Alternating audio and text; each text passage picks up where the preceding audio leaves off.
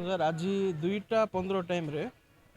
से 8-10टा पिला आसिले तांको सांगरे शर्त गौड़ नरेश चंद्र पाड़ी जोड़ा आमर एक्स सेक्रेटरी अच्छी तांके भड़ा दी गोटे 10-15टा गुंडा रखिंट आके गोटे टाइमिंग पे गत काली आमर गोटे कंडक्टर ई भाईर गाड़ीर कंडक्टर को तांके फोन करी भिड़े धमक देते कि तुम टाइम 2:15 तुम्हें 2:15 को जाओ मात्र आग टाइम हूँ 2:20 तू जदि 2:15 न जीवु तो गाड़ी तो पछरे पिला लगे मारू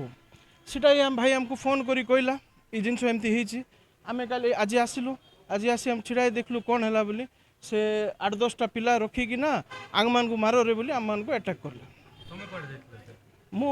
प्रेसिडेंट अच्छी सर जोटा प्रॉब्लम हम आम मान सॉल्व करवाई छिड़ा हबू तो सी हिसाब से आम छिड़ा होलु गाड़ी पाखे ये 2टा गाड़ी आंकर आउ जनकर गाड़ी से टाइमिंग इश्यू पे छिड़ा होलु शरत गौड़ आ नरेश चंद्र पाड़ी ई आंग मैंने बेसी होती बोली आंको बेक चिरी काटी मार दियो बोली कहते सर मु देखी पार्ली ना सर पछरू आसिले कथा होतलु आम मान को अटैक करले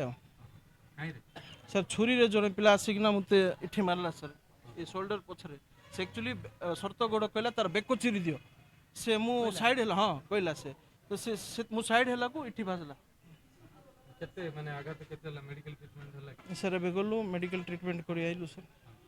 ले पुलिस कोन तांको अरेस्ट करा बोली कहछन।